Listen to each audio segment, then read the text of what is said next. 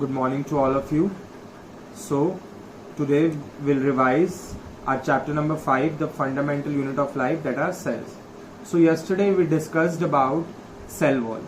So, now today we'll learn about two types of cells, the categories in which two types of cells are divided on the basis of their nucleus.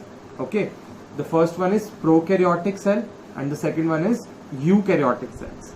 Okay, pro means primitive means old type, and karyon means nucleus. Okay, on the other hand, u means new and karyon means nucleus. So have a look at here. Prokaryotic cells, pro means primitive, karyon means nucleus. The nucleus is not well defined, means it is mixed with the cytoplasm called nucleoid.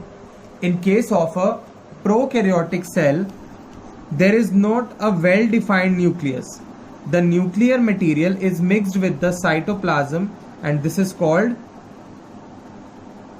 nucleoid. Okay, this is called nucleoid. Means it is not covered by a nuclear membrane. Now, if we see about eukaryotic cells, eu means new and karyon means nucleus. The nucleus is covered by a distinct nuclear membrane, like the normal cells. If this is the cell and this is our nucleus, so the nucleus is covered by a nuclear membrane. Got it? Now, in case of a prokaryotic cell, only a single chromosome is present. What are chromosomes? We'll learn about them further. So a single chromosome is present in prokaryotic cell, whereas in eukaryotic cell more than one chromosomes are present. More than one chromosome. Membrane bound cell organelle is absent in case of prokaryotic cells. Membrane bound means cell organelle is covered with the membrane are absent, like mitochondria, plastids, lysosomes, etc. Whereas membrane bound cell organelles like plastids, mitochondria, lysosomes, ribosomes are present in case of a eukaryotic cells. Okay. Now the organisms which have the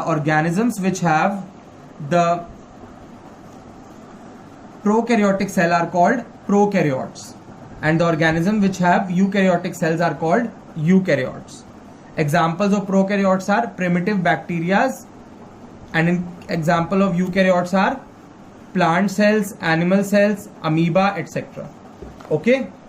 Now, what is nucleus? Nucleus of the cell. It is the brain or controller of the cell. Means it decides all the functions of the cell. It is composed of, if we look at the nucleus under the microscope, we find these structures.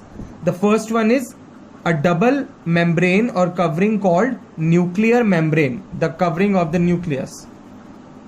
Next is, you will observe thread-like structures called chromatin material, or basically chromosomes.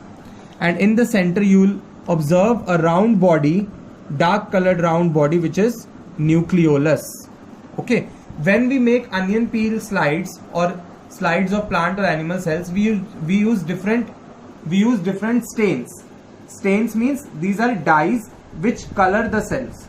Okay. For example, in case of onion peel cells, we use the stain safranin.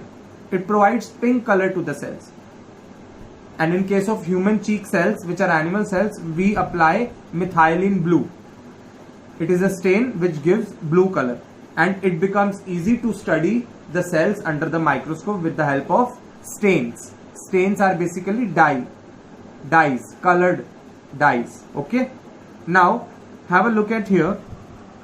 Nucleus has double layer or covering called nucleomembrane. The nucleus has a double layer, means the membrane of the nucleus is double layered, and this is called nuclear membrane. The nucleus contains chromosomes. What are chromosomes? They are thread-like structures and have information to pass from parents to offspring in the form of DNA. In the nucleus, there are thread-like structures which are called chromosomes. In the chromosome, there is information stored that is passed on from parents to offspring. Like you look similar to your parents. So this is because of the chromosomes that have been received in your body by your parents, by your mother and father, and similarly in your mother and father from their parents. Okay, so this information is stored in the form of DNA in the chromosomes. DNA is deoxyribonucleic acid. Deoxyribonucleic acids.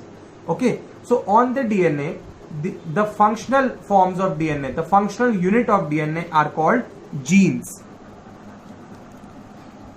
Deoxyribonucleic acid. The functional segments or unit of DNA are called genes. Means these genes are responsible for transfer of characters from parents to offspring. Now, nucleolus, the dark colored body. Nucleolus helps in the formation of ribosomes. Ribosomes is a cell organelle. So this ribosome produces proteins. So ribosomes are synthesized in the nucleolus. Now what are the functions of nucleus?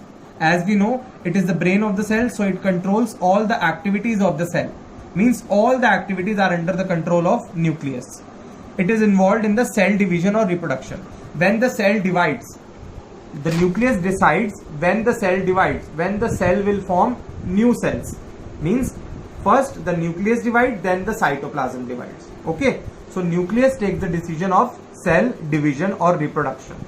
Now it is involved in the ribosome formation, as nucleolus is present in the nucleus. So ribosome formation is there in the nucleus. Next is it carries the genetic information. It contains the genetic information in the form of DNA and chromosomes. It is also helps in the formation of some proteins. Okay, got it?